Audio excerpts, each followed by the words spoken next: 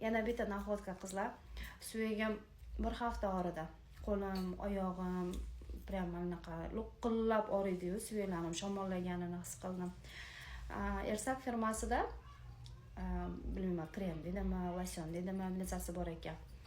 Olib ishlatinglar, bir yerga qo'yib qo'yaman. Kech payt suyaglarimga surkadim. Hech narsa ertaman tursam, hech qayerim og'rimayapti-da. Shunaqa rezultatini bildim. Sizlarga ham ilindim, qizlar, ishlatinglar.